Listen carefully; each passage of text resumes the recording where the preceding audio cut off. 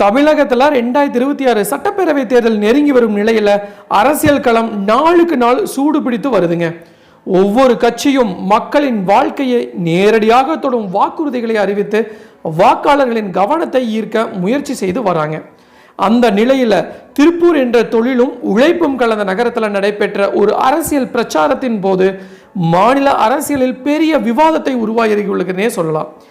விவசாயிகளின் கடன் முழுமையாக தள்ளுபடி செய்யப்படும், நெசவாளர்களுக்கு 10 லட்சம் ஆயுள் காப்பீடு வழங்கப்படும், தற்காலிக ஆசிரியர்களுக்கு பணி நிரந்தரம் உறுதி, பழைய ஓய்வூதிய திட்டத்தை மீண்டும் கொண்டு வருவது குறித்து பரிசீலனை செய்யப்படும் போன்ற பல வாக்குறுதிகளை அறிவித்து அரசியல் மேடையில் கவனத்தை ஈர்த்துள்ளார் தளபதி விஜய்.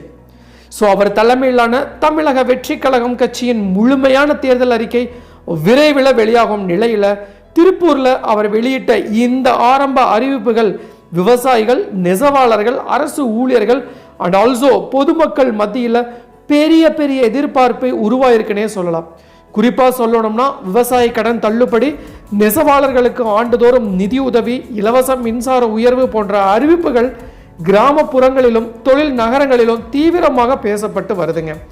இந்த அறிவிப்புகள் வெறும் தேர்தல் வாக்குறுதிகளா இல்ல தமிழக அரசியல்ல ஒரு புதிய மாற்றத்தின் தொடக்கமா? இந்த கேள்விகளுக்கான பதிலை புரிந்து கொள்ள இந்த வீடியோல திருப்பூர்ல அறிவிக்கப்பட்ட இந்த வாக்குறுதிகள் என்ன, அதன் பின்னணி என்ன, அவை நடைமுறைக்கு வந்தால் மக்களின் வாழ்க்கையில என்ன மாற்றம் ஏற்படும் அப்படிங்கிறது தான் நாம இன்னைக்கு நம்ம வீடியோல விரிவா பேச போறோம். சப்போஸ் இப்போதான் ஃபர்ஸ்ட் டைம் நம்ம சேனலுக்கு வரீங்க அப்படின்னா மறக்காம நம்ம சேனலை சப்ஸ்கிரைப் பண்ணிருங்க, கூட பெல் ஐகானை கிளிக் பண்ணுங்க. அப்படின்னா தான் இது மாதிரி இன்ஃபர்மேட்டிவ் வீடியோ உங்களால் ரெகுலராக பார்க்க முடியுங்க. வாங்க வீடியோக்குள்ள போகலாம்.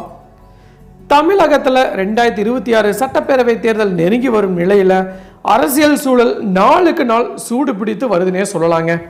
பல கட்சிகள் பார்த்தீங்கன்னா தங்களோட தேர்தல் வாக்குறுதிகளை அறிவித்து மக்களின் கவனத்தை ஈர்க்க முயற்சி செய்து வராங்க.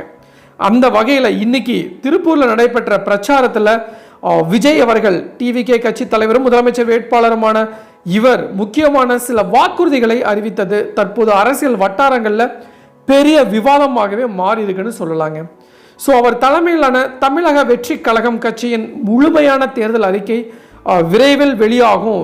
ஆக்சுவலி ஆல்ரெடி நிறைய அனௌன்ஸ்மெண்ட் கொடுத்துருக்காங்க. இன்னும் நான் தேர்தல் அறிக்கை அதிகமாக கொடுக்க போகிறேன் அப்படின்ட்டு ரீசண்டாக இன்னும் 2-3 நாளில் முழு விவரம் வெளியாகும் அப்படின்னு சொல்லி சர்ப்ரைஸ் கொடுக்க போகிறதா சொல்லியிருக்காங்க. அந்த சர்ப்ரைஸில் என்ன இருக்க போகுது அப்படின்ட்டு நாம் கொஞ்சம் வெயிட் பண்ணி தான் பார்க்கணும். அதற்கு முன்னாடி பார்த்தீங்கன்னா ஒரு சில ஹிண்ட் அங்கங்கே போய் பிரச்சாரம் பேசும்போது ஹிண்டாக நிறைய விஷயத்த சொல்லியிருக்காரு விஜய் அவர்கள். அது மாதிரி இப்போ திருப்பூரில் பார்த்தீங்கன்னா விவசாயிகள், நெசவாளர்கள், அரசு ஊழியர்கள் அண்ட் ஆல்சோ தற்காலிக பணியாளர்கள் தொடர்பான பல முக்கிய அறிவிப்புகளை வெளியிட்டிருக்காருங்க. அதில் முக்கியமான பார்த்தீங்கன்னா விவசாயிகளின் பயிர்க்கடன்களை முழுமையாக தள்ளுபடி செய்வோம் அப்படின்னு அறிவிப்பு விவசாய சமூகத்தில் பெரும் கவனத்தை ஈர்த்திருக்குன்னே சொல்லலாங்க. அதே பார்த்தீங்கன்னா ஏடிஎம்கே அது மாதிரி விவசாய கடன் முழுசும் பயிர்க்கடன் தள்ளுபடி செய்யப்படும் சொல்லியிருந்தாங்க. பட் டிஎம்கே அரசு அதை பற்றி எதுவுமே சொல்லலை இந்த தேர்தல் அறிவிக்கைகளில். தமிழ்நாட்டில் பல சிறு மற்றும் குறைந்த நிலம் கொண்ட விவசாயிகள் கூட்டுறவு வங்கிகளில் அண்ட் ஆல்சோ வேளாண் வங்கிகளில் இருந்த கடன் எடுத்து விவசாயம் செய்து வராங்க.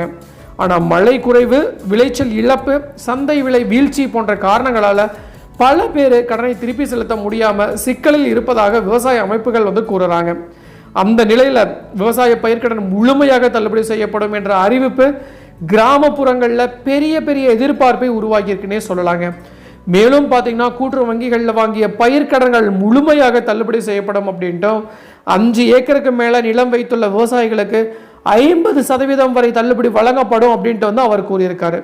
இதற்கு கூடுதலாக பார்த்தீங்கன்னா உழவர்களின் தோழன் அப்படிங்கிற ஒரு திட்டத்தின் கீழே குத்தகை விவசாயிகள் மற்றும் விவசாய தொழிலாளர்களுக்கு ஒரு குடும்பத்திற்கு ஆண்டுக்கு 10,000 ரூபாய் நேரடி முதலீடு ஆதரவு தொகை வழங்கப்படும் அப்படின்ட்டு அறிவிச்சிருக்காங்க.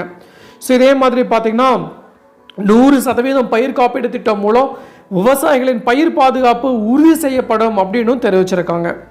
திருப்பூர் மாவட்டம் தமிழ்நாட்டின் முக்கிய நெசவு மற்றும் துணி தொழில் மையமாக இருப்பதால நெசவாளர்களுக்கான அறிவிப்புகளும் இந்த பிரச்சாரத்தில் முக்கிய இடம் பெற்றிருக்குங்க.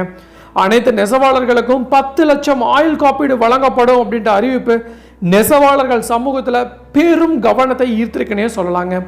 இதன் மூலம் பார்த்தீங்கன்னா குடும்பத்தின் முக்கிய உறுப்பினருக்கு ஏதாச்சும் ஒரு அவசர நிலை ஏற்பட்டால் அந்த குடும்பம் பொருளாதார ரீதியாக பாதுகாப்பாக இருக்கும் அப்படின்ட்டு வந்து கூறப்படுது. ஸோ மேலும் பார்த்தீங்கன்னா கைத்தறி மற்றும் விசைத்தறி வைத்திருக்கும் ஒவ்வொரு நெசவாளர் குடும்பத்திற்கும் வருஷத்துக்கு 30,000 வங்கி மூலம் நேரடியாக வழங்கப்படும். இது வந்து direct bank transfer DBT system மூலமாக தான் வழங்கப்படும் அப்படின்னு சொல்லியிருக்காங்க. ஸோ இதில் வந்து மீடியேட்டர்லாம் யாரும் இருக்க மாட்டாங்க. ஸோ அதனால் இந்த 30,000 தொகை அப்படிங்கிறது உங்களுடைய அக்கௌண்ட்டுக்கு டைரெக்டாக வந்துடும் அப்படின்னு வந்து சொல்லியிருக்காங்க. ஸோ இந்த நோக்கம் என்னன்னா நூல் விலை உயர்வு, மின்சார செலவு அதிகரிப்பு போன்ற காரணங்களால் பாதிக்கப்பட்டுள்ள நெசவாளர்களின் உற்பத்தி செலவுகளை குறைப்பதாக கூறப்படுதுங்க. ஸோ இதுக்கு மேலே பார்த்தீங்கன்னா கைத்தறி நெசவாளர்களுக்கு இலவச மின்சாரம் 500 யூனிட் வரைக்கும் வழங்கப்படும் அப்படின்னு சொல்லியிருக்காங்க. ஸோ விசைத்தறிகளுக்கு 1500 யூனிட் வரை இலவச மின்சாரம் வழங்கப்படும் அப்படின்னு அறிவிக்கப்பட்டிருக்கு. ஸோ மேலும் பார்த்தீங்கன்னா நெசவாளர்கள் பயன்படுத்தும் நூல் மற்றும் சாயம் போன்ற ரசாயன பொருட்களுக்கு 50% மானியம் வழங்கப்படும் அப்படின்ட்டு வந்து கூறியிருக்காங்க. ஸோ திருப்பூர் போன்ற தொழில் நகரங்களில் தயாராகும் துணி அண்ட் ஆல்சோ நெசவு பொருட்களை உலக சந்தையில் நேரடியாக விற்பனை செய்ய அரசுக்கு சொந்தமான ஒரு உலகளாவிய இ-காமர்ஸ் பிராண்ட் உருவாக்கப்படும் அப்படின்ட்டு வந்து தெரிவிச்சிருக்காங்க. இது ரொம்ப சூப்பரான அறிவிப்பு தான். ஸோ இதன் மூலம் பார்த்தீங்கன்னா நெசவாளர்களின் தயாரிப்புகள் சர்வதேச சந்தைகளில் நேரடியாக விற்பனை செய்யப்படலாம் அப்படின்னும் அதனால் அவங்களுக்கு அதிக வருமானம் கிடைக்க வாய்ப்பு உருவாகும் அப்படின்னு வந்து கூறப்படுது. ஸோ இதே மாதிரி தாங்க முக்கிய நகரங்களில் விசைத்தறி விற்பனை நிலையங்கள் அண்ட் ஆல்சோ ஷோரூம்கள் அமைக்கப்படும் அப்படின்ட்டும் அறிவிச்சிருக்காங்க. நெசவாளர்களின் முதியோர் ஓய்வூதியம் மாதம் 3000 உயர்த்தப்படும் அப்படின்னு கூறப்பட்டிருக்காங்க. ஸோ இதற்கிடையில தான் அரசு ஊழியர்கள் அண்ட் ஆல்சோ தற்காலிக பணியாளர்களை பற்றியும் அவர் சில முக்கிய அறிவிப்புகளை வந்து வெளியிட்டிருக்காருங்க. 5 ஆண்டுகளுக்கு மேலே தொடர்ந்து அரசு பணியில் பணியாற்றிய தற்காலிக ஆசிரியர்கள், செவிலியர்கள் அண்ட் ஆல்சோ அலுவலக பணியாளர்கள் ஆகியோருக்கு பணி நிரந்தரம் வழங்கப்படும் அப்படின்னு வந்து கூறியிருக்காங்க. ஸோ மேலும் பார்த்தீங்கன்னா அரசு ஊழியர்களின் நலனுக்காக பழைய ஓய்வூதிய திட்டத்தை மீண்டும் கொண்டு வருவது குறித்து பரிசீலனை செய்யப்படும் அப்படின்னு தெரிவிச்சிருக்காங்க. ரொம்ப சூப்பரான அறிவிப்பு. ஸோ டிஎம்கே கவர்மெண்ட் கொண்டு வந்தாங்க, பட் ஆனால் அவங்க ப்ராப்பரான இம்ப்ளிமெண்டேஷன் எதுவும் பண்ணலை. ஸோ அதனால் மக்கள் அனைவருமே கொஞ்சம் எகெயின்ஸ்ட் லைட்டாக இருக்காங்க. ஸோ அதனால் இப்போ விஜய் சொல்லிக்கிற இந்த விஷயம் வந்து டெஃபினட்டாக அவங்களுக்கு யூஸ்ஃபுல்லாக இருக்கும். ஸோ காவல்துறை பணியாளர்களின் அடிப்படை மாத சம்பளம் தற்போது உள்ள 18,200 25,000 உயர்த்தப்படும் அப்படின்னு சொல்லியிருக்காங்க. அரசு அலுவலகங்களில் பதவி உயர்வுக்கு பணம் பெறும் கலாச்சாரத்தை முடிவுக்கு கொண்டு வருவோம் அப்படின்ட்டு அனைத்து அரசு ஊழியர்களின் இடமாற்றங்கள் வெளிப்படையான மற்றும் காலவரையறைக்கு உட்பட்ட முறையில் நடைமுறைப்படுத்தப்படும் அப்படின்ட்டு தெரிவிச்சிருக்காங்க. இந்த அறிவிப்புகள் பார்த்தீங்கன்னா அனைத்தும் தற்போது தமிழக அரசியலில் பெரிய விவாதமாகவே மாறி இருக்குங்க.